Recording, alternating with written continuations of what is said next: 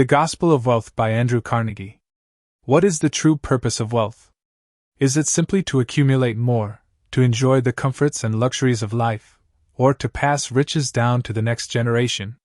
Or does wealth carry with it a deeper responsibility, a moral duty that extends far beyond personal satisfaction and reaches into the very fabric of society?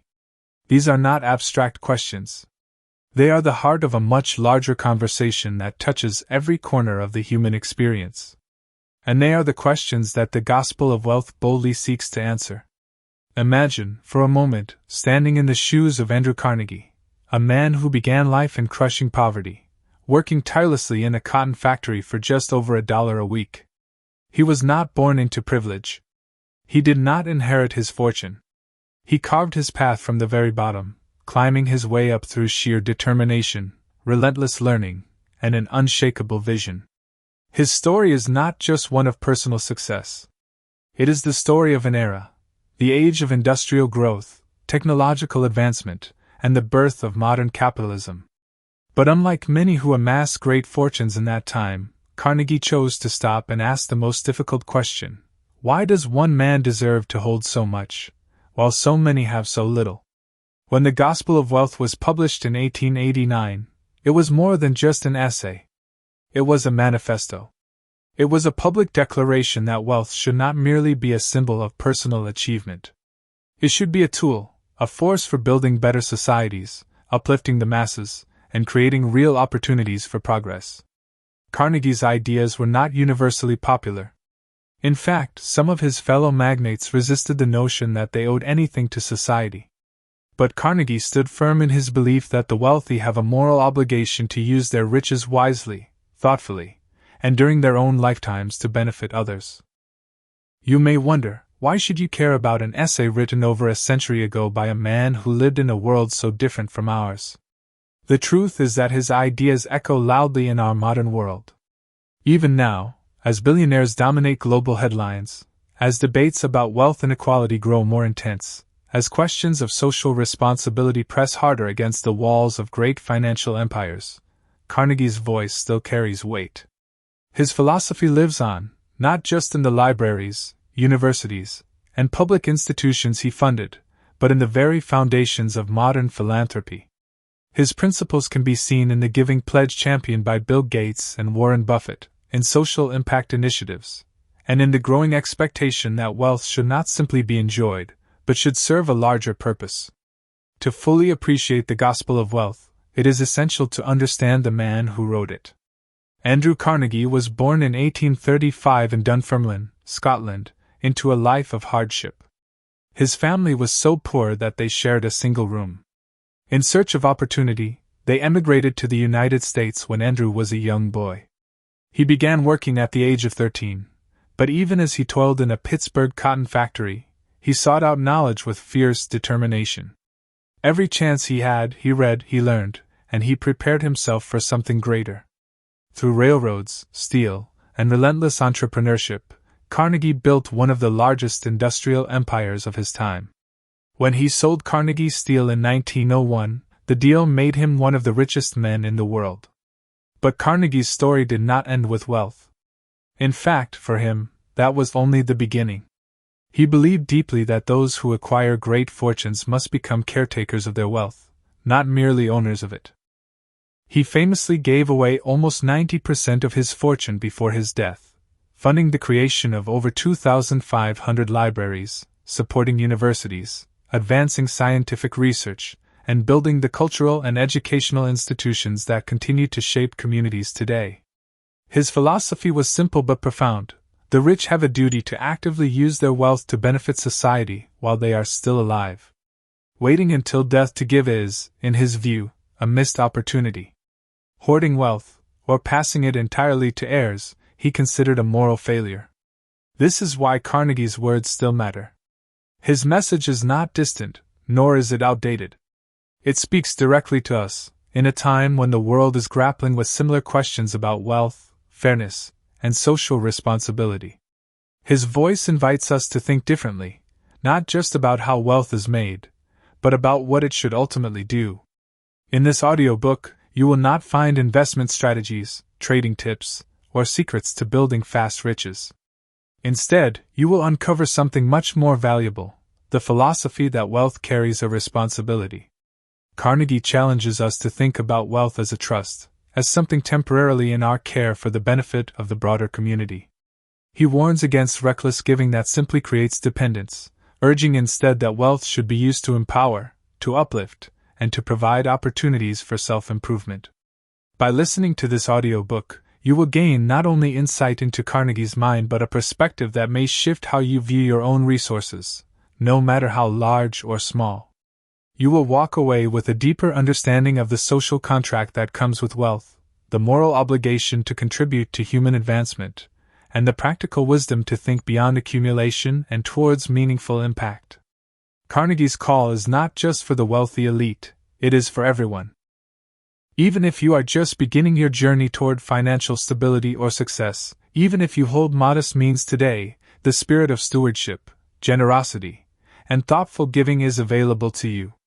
Wealth is not defined solely by the size of your bank account. It is also measured by how you use your resources, your time, your knowledge, and your influence to create something larger than yourself.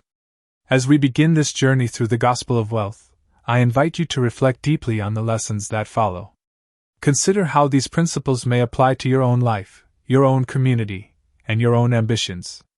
Carnegie leaves us with a question that lingers long after the essay is finished: what will you do with what you have? How will you leave your mark? Let us now step into Andrew Carnegie's timeless philosophy, exploring his vision for wealth, society, and the responsibility that comes with prosperity. Section 1. The problem of unequal wealth distribution.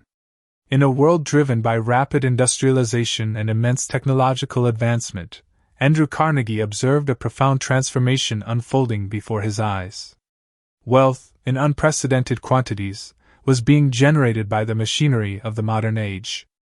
Industries flourished, businesses expanded, and cities swelled with activity. But alongside this magnificent surge of progress, a striking pattern began to emerge. Wealth was no longer scattered evenly across communities. Instead, it was increasingly concentrated in the hands of a few, while vast numbers of people remained in modest, or even impoverished conditions. This widening gap between the rich and the poor was not an accidental byproduct of progress. It was, in Carnegie's view, an inevitable result of the very systems that propelled civilization forward. Yet rather than lament this concentration of wealth, Carnegie approached the matter from a different lens. He believed that the unequal distribution of wealth was not inherently evil. It was not a moral failing of the rich nor a fundamental flaw in the structure of society. Rather, it was the natural consequence of the economic order that brought about innovation, efficiency, and growth. To Carnegie, the division of wealth served as a signpost of progress, a marker that society was evolving beyond primitive equality and moving toward complex, organized advancement. Looking back through history, Carnegie argued that in simpler times, communities operated on a much more uniform level. In the age of small villages and handcraft economies, wealth was modest, and social classes were not as widely separated. There was, in some sense, a crude equality. But as society advanced, through agriculture, then manufacturing, and finally to the colossal enterprises of modern industry, the forces that lifted humanity also created natural separations.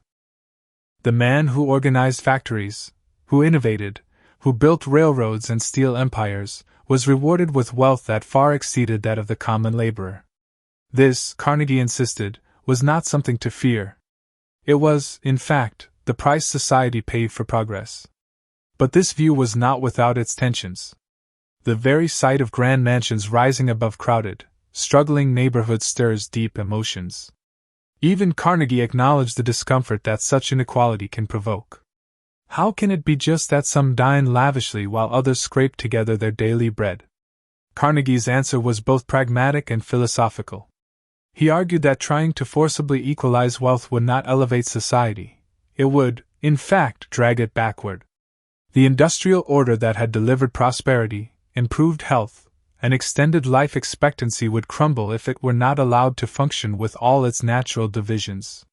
For Carnegie, the key was not to resist the concentration of wealth but to understand its purpose. He believed that society, as a whole, benefited from the leadership of those who accumulated wealth because these individuals had the capacity to drive large-scale progress. The rich, in his view, were not villains, they were stewards. They were people uniquely positioned to administer resources in ways that could serve the public good, provided they embraced their moral responsibilities. Carnegie drew a sharp contrast between the old systems of governance, where monarchs and aristocrats controlled wealth by birthright, and the modern capitalist society, where wealth was often the result of talent, hard work, and the ability to seize opportunities. In his mind, the modern system was far superior, because it allowed for social mobility, however imperfect, and rewarded those who contributed significantly to economic development. Still, the division of wealth remained a social challenge. Carnegie was fully aware that if left unchecked, such disparity could lead to resentment, social unrest, and even violence. But his solution was not to redistribute wealth by force or government intervention. Instead, he emphasized that the proper channel was through voluntary, intelligent philanthropy administered by the wealthy themselves. In his ideal vision, the millionaire would not hoard wealth for his own pleasures nor leave vast sums to his heirs without purpose. The millionaire would view himself as a trustee for the poor, a responsible guardian of the fortune he controlled, charged with the sacred duty to distribute it in ways that uplift society. Carnegie warned against two common but flawed approaches to wealth distribution. The first was the idea of simply leaving large inheritances to one's children. He argued that such practice often did more harm than good. Inherited wealth, he believed, weakened character, sapped ambition, and bred entitlement rather than responsibility. The second was the notion of passing wealth to the public through charitable bequests after death. While this was more commendable, Carnegie still saw it as less noble than giving during one's lifetime. He believed that waiting until death was a failure of moral courage. It was, perhaps, a means of postponing the real responsibility that wealth imposes. Instead, he championed a living stewardship. The wealthy, he argued, should actively administer their fortunes while alive, thoughtfully investing in projects that would truly benefit the public. Carnegie's vision was not about random acts of charity. He rejected the idea of simple handouts that would temporarily ease suffering but would leave the recipients no better off in the long term. His idea was about building the foundations of self-improvement. Libraries, schools, universities, parks, these were the institutions that would enable people to rise by their own efforts. Carnegie also acknowledged that some would find his views hard to accept. There would always be those who argue that wealth should be forcibly equalized, that the concentration of riches in a few hands is inherently unjust. But he challenged this thinking by pointing to the incredible benefits that industrial society had already provided. More affordable goods, better transportation, improved housing, access to information, all these were made possible because the economic system allowed for great organizations to be built by individuals who had the incentive of financial reward. He was not blind to the suffering that persisted in industrial societies. He did not deny that workers toiled under harsh conditions or that poverty was still widespread. But he argued that even those in modest circumstances were, on the whole, better off than they would have been in the centuries before industrialization. Society, he believed, was moving forward, not backward, and the proper role of wealth was to push that progress even further. To Carnegie, the key was finding balance. He saw no virtue in the millionaire who squandered his fortune on vanity or excessive luxury. Nor did he see wisdom in the person who clung to wealth until death, perhaps out of fear, perhaps out of selfishness. The truly admirable course, he believed, was to accept the reality of wealth concentration but to meet it with an equally powerful sense of moral responsibility. The problem of unequal wealth distribution, then, was not a problem to be eliminated. It was a condition to be managed wisely. It was not to be feared but to be understood. In Carnegie's eyes, the millionaire should not be resented, but rather held to a higher standard, a life of meaningful, intentional giving that shapes the public good. This perspective laid the foundation for Carnegie's lifelong mission, to use his immense fortune to build, to educate, and to elevate the people around him. It was a philosophy not just for his era but for every age that would follow. Section 2. The responsibility of the wealthy. Andrew Carnegie did not merely observe the concentration of wealth. He believed it came with an undeniable and inescapable responsibility. To him, wealth was never to be seen as a private possession, something to be guarded, hoarded, or consumed solely for personal satisfaction.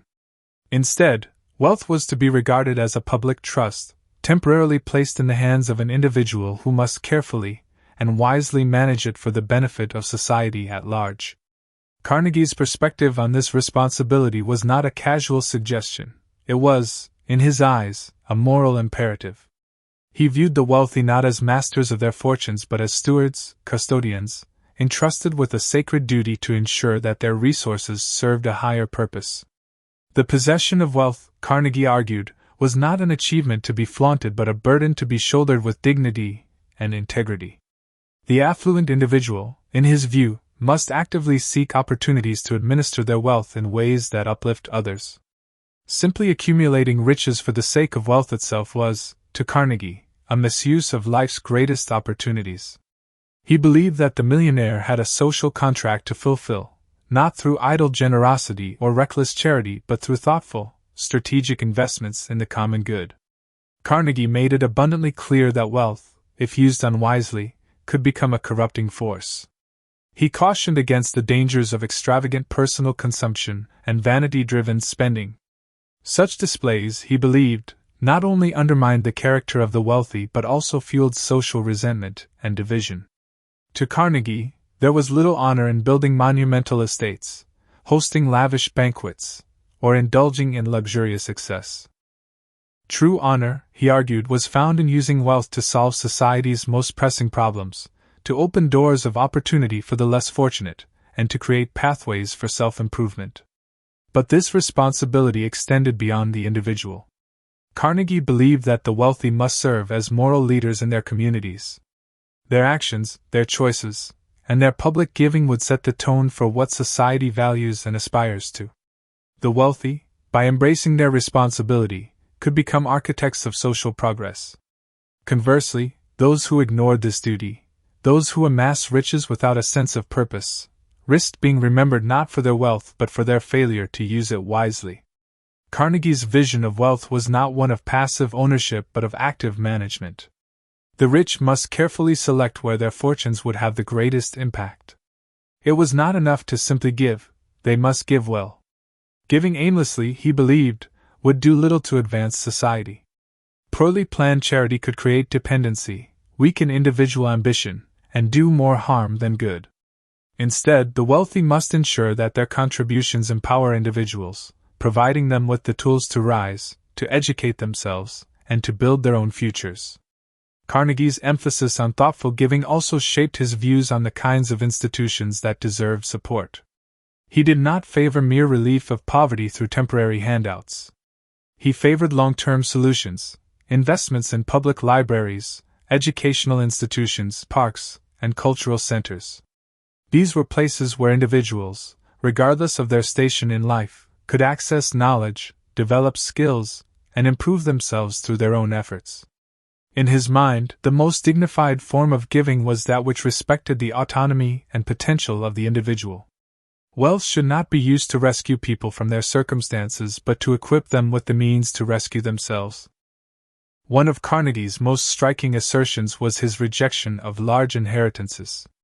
He warned against the temptation to pass vast fortunes to one's children, believing that this practice robbed the next generation of the discipline, ambition, and character that comes from building a life through personal effort. He argued that excessive inheritance breeds weakness, fosters entitlement, and undermines the incentive to contribute meaningfully to society. Instead, Carnegie believed it was far more noble to give children modest support while allowing them the freedom and responsibility to carve their own paths. For those who might choose to postpone their giving until after death, Carnegie had sharp words. He argued that waiting to give until one's final days was, in most cases, a failure of courage, a way to avoid the challenge of managing wealth responsibly during life. It was far better, he believed, to actively administer one's wealth while alive, to carefully direct it toward causes that align with both personal values and public benefit. By doing so, the wealthy could ensure that their giving would be effective, visible, and impactful. More importantly, they could personally witness the fruits of their generosity, observing how their contributions shaped lives and communities. Carnegie's philosophy of wealth was not one of guilt, nor was it an attack on capitalism. He celebrated the mechanisms of the free market and the opportunities it created. What he called for was not the dismantling of fortunes, but the wise and deliberate use of them. He envisioned a society in which the accumulation of wealth was not the end but the beginning of a much larger responsibility. He imagined a world where those who held wealth would actively seek to elevate others, not simply through generosity, but through strategic, intelligent investments in the collective good. He imagined a world where those who held wealth would actively seek to elevate others, not simply through generosity, but through strategic, intelligent investments in the collective good. The responsibility of the wealthy, according to Carnegie, is deeply intertwined with the well-being of society. When wealth is managed with wisdom and integrity, it can become a powerful engine for progress, education, and opportunity. But when wealth is hoarded, misused, or spent carelessly, it becomes a barrier that separates people, fosters resentment, and stifles human potential. Carnegie's message was ultimately a call to higher purpose. He challenged the wealthy to ask themselves, how will I use what I have been given? Will I leave a legacy of shallow consumption, or will I build something that endures? He urged his peers to remember that while fortune may have favored them with opportunity, it was their duty to ensure that others, too, would have the chance to rise. This responsibility was not something to fear, nor was it a burden to resent. It was, in Carnegie's view, the most honorable task a person of wealth could undertake. To manage riches wisely, to give strategically, to uplift others, and to improve society, these, he believed, were the highest uses of wealth and the truest measures of success. Carnegie's voice still echoes through time, reminding us that wealth is not an end in itself but a tool, a trust, and a sacred responsibility. Those who embrace this responsibility with vision, courage, and humility can leave behind more than material monuments. They can leave behind a legacy that enriches the human story. Section 3. The 3 Ways to Distribute Wealth. In contemplating the great question of what should be done with wealth, Andrew Carnegie identified 3 distinct paths by which the riches of the wealthy could ultimately be distributed. These choices, though seemingly simple, carried profound consequences for both individuals and society at large. Carnegie carefully examined each option, weighing their potential benefits, their inherent dangers, and the moral weight attached to them. The first path, and perhaps the most common in Carnegie's time and even today, is to leave one's wealth to one's heirs. At first glance, this may appear as a natural and reasonable choice. After all, is it not a parent's instinct to provide for their children, to pass on the fruits of their labor? Yet Carnegie forcefully challenged this idea. He argued that vast inheritances often do more harm than good, stripping the next generation of the opportunity to develop discipline, ambition, and character. Great fortunes handed down without effort, he believed, breed idleness, entitlement, and a dangerous sense of superiority. Children, instead of forging their own paths, become passive recipients of unearned privilege. The wealthy, Carnegie warned, should think carefully before leaving behind fortunes that could weaken, rather than strengthen, the very people they love. He believed that a modest provision for one's family was both reasonable and responsible, but beyond that, the true purpose of wealth should not be the enrichment of one's descendants. The second path that Carnegie examined was the choice to distribute wealth upon death.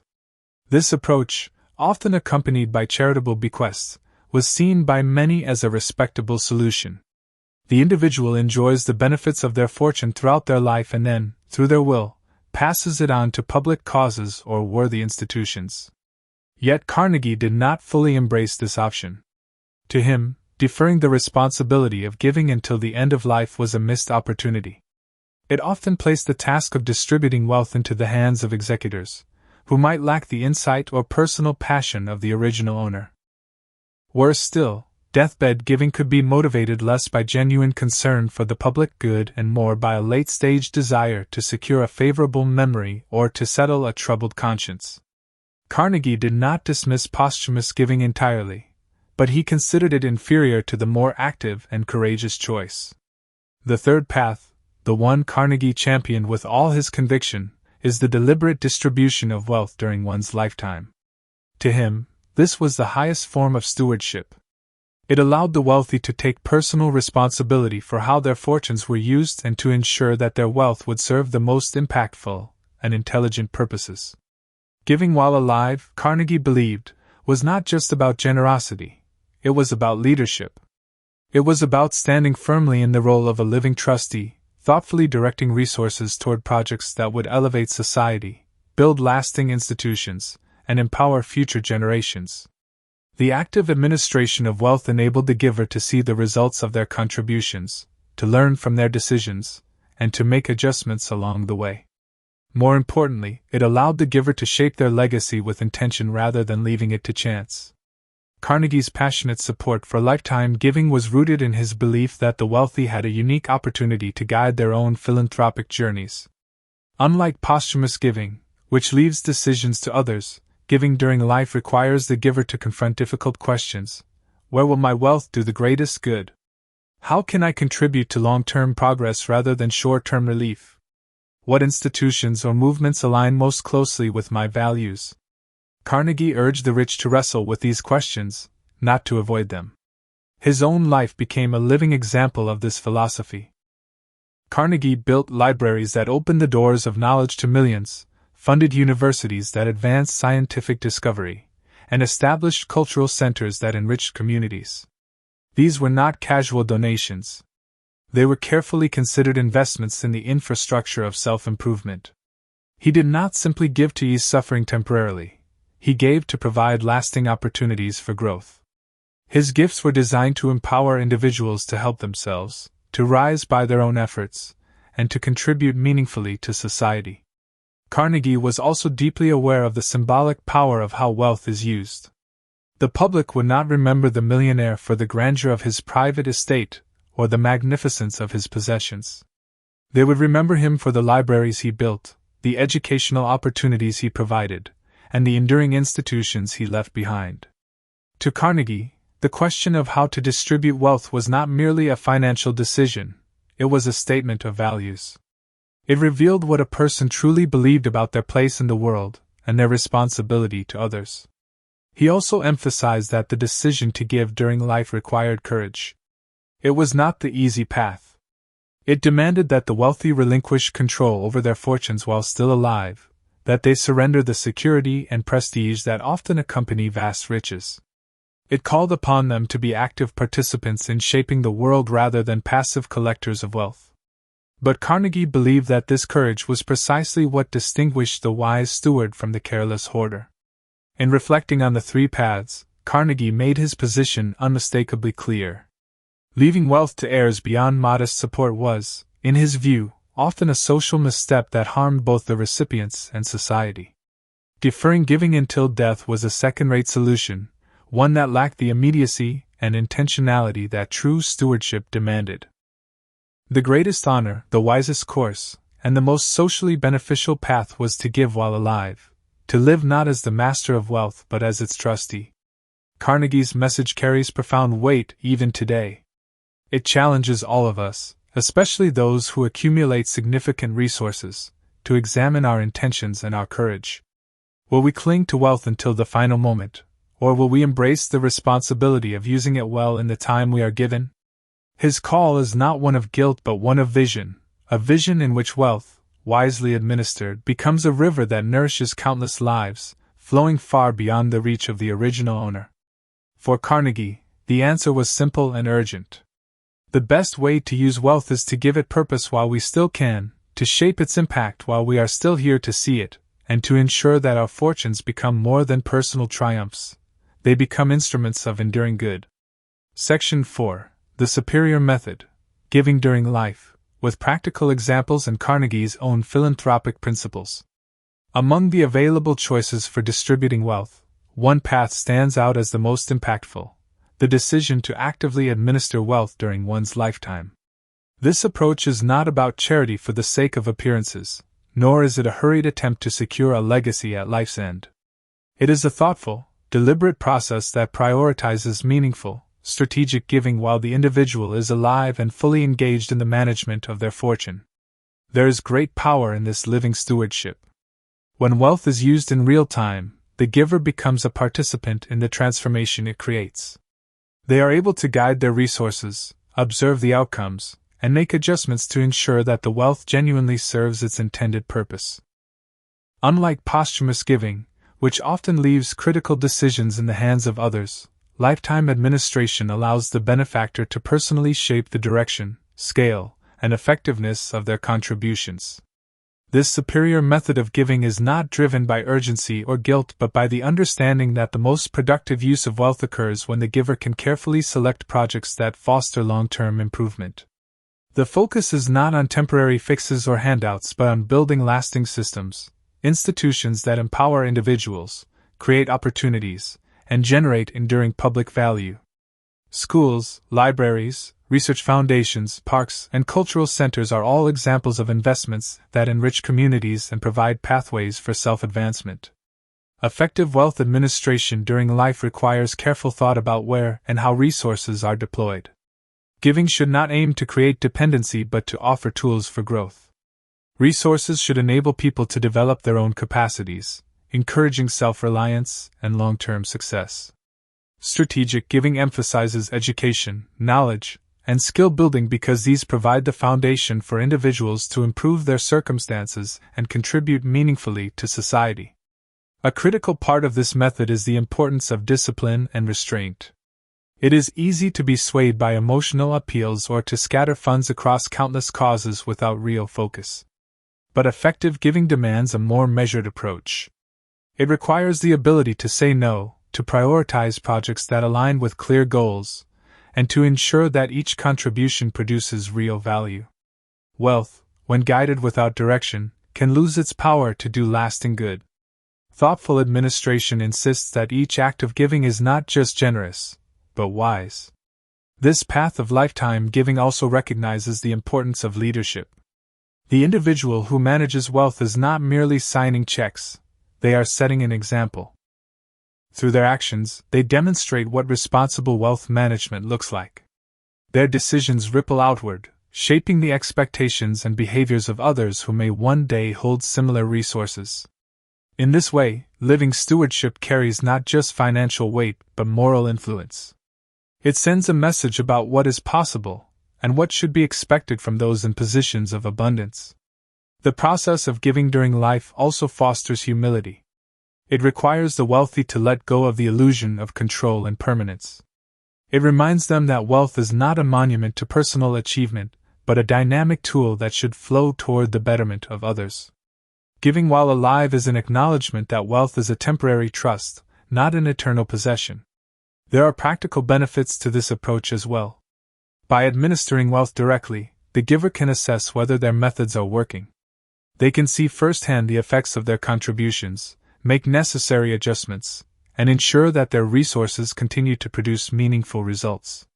Posthumous giving does not allow for this kind of oversight. It leaves the outcomes to chance, to the judgment of others, or to the uncertain management of executors who may not fully understand the giver's original vision. The superior method of giving also sidesteps the common pitfalls of excessive inheritance.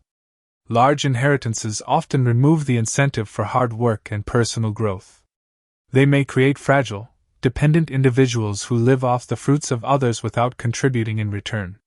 By actively giving wealth to public causes instead of hoarding it for heirs, the giver helps prevent the stagnation of character that sometimes accompanies inherited wealth.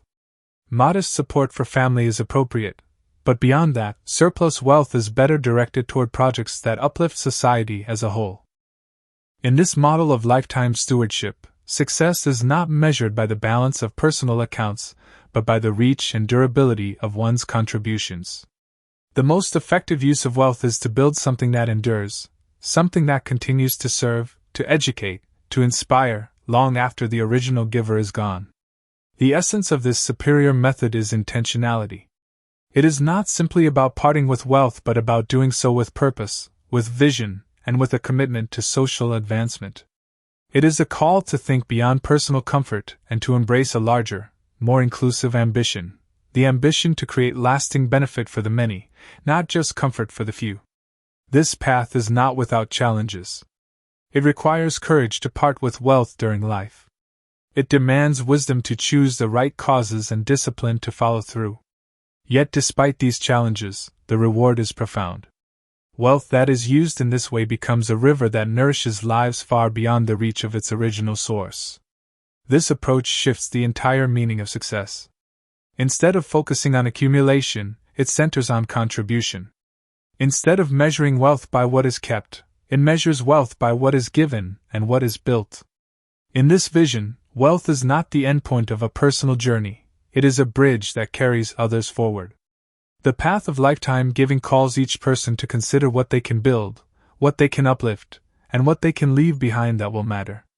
It is a reminder that the true power of wealth lies not in its possession, but in its ability to serve a purpose greater than oneself. Concluding reflection. The journey through the philosophy of wealth leads to a singular and powerful conclusion. Wealth is not an end, nor is it a symbol of personal triumph. It is a tool, a responsibility, and ultimately a trust. The accumulation of wealth carries with it an obligation, an unspoken but undeniable duty to ensure that it serves not just the interests of the individual but the advancement of society as a whole. When used wisely, wealth becomes a living force for good, a builder of opportunities, a sustainer of knowledge, and a quiet architect of social progress. This vision challenges the deeply rooted instinct to hoard, to protect, and to secure riches as though they were permanent. It gently but firmly confronts the idea that wealth should be passed on in great sums to heirs who either earned it nor carry the weight of its responsibility. It calls into question the habit of postponing generosity until life's final moments, when intention may no longer guide the outcome. Instead, it places the power of wealth squarely in the present, urging those who possess it to act now, to give now, to build now, while the chance to influence, to direct, and to uplift remains firmly within their grasp. In this way, the true measure of a life well lived shifts away from what is amassed and toward what is contributed. It is not the size of one's estate that defines greatness, but the size of one's impact. It is not the comfort one secures for oneself but the comfort one provides for others that endures. Wealth, in this light, is not a personal reward but a societal resource, a current that, when flowing freely, nourishes countless lives far beyond the original source.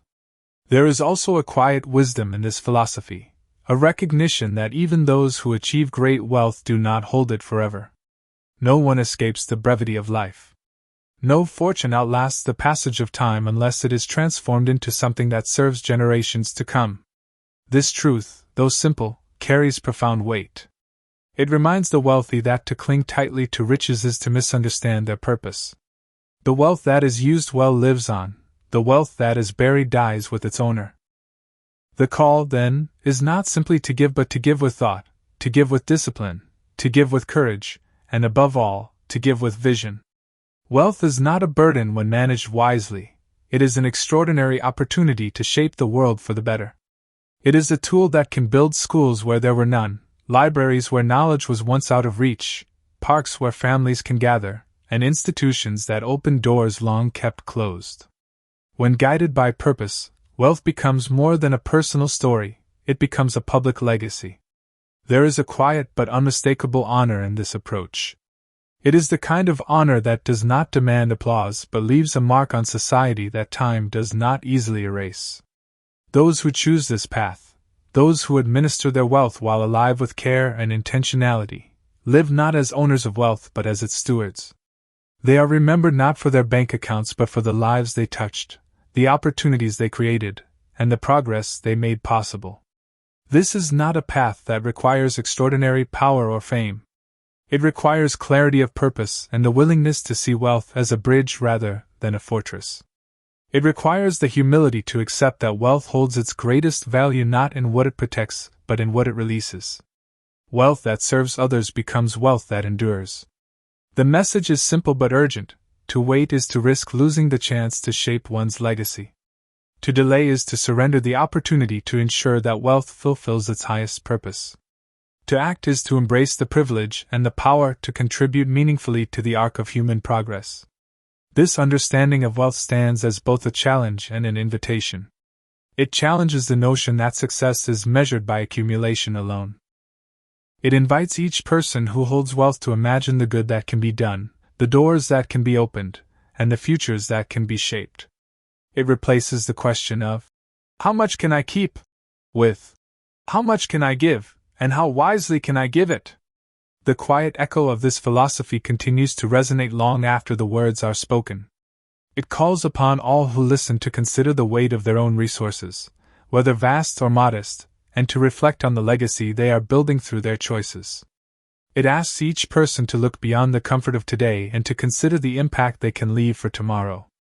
The gospel of wealth is more than a message for millionaires. It is a philosophy of stewardship, one that applies wherever wealth and influence reside. Whether in large fortunes or small, the principle remains: wealth has the power to divide, but it also has the power to unite, to build, to heal, and to elevate. In the end, the path of living stewardship stands as the most noble, the most courageous, and the most enduring. It is not wealth that will be remembered, it is what wealth makes possible. The true legacy of a life is not written in what is possessed, but in what is given, what is built, and what is left behind for others to continue. And so, the invitation remains open, to rise to the occasion, to use wealth with wisdom, to shape a legacy that matters, and to become, in the fullest sense, a steward of the future. If this message resonated with you, don't let it end here. Take a moment to reflect. How will you use the resources, opportunities, and influence within your reach, no matter how small they may seem? Wealth is not just about what you have, it's about what you do with what you have. Share this audiobook with others who are searching for purpose beyond profit. Let's build a community where wealth is used to uplift, to inspire, and to leave the world better than we found it. Subscribe to this channel for more powerful lessons from the greatest financial minds, and turn on notifications so you never miss an opportunity to grow. Together, let's explore the wealth that truly lasts, the wealth that changes lives.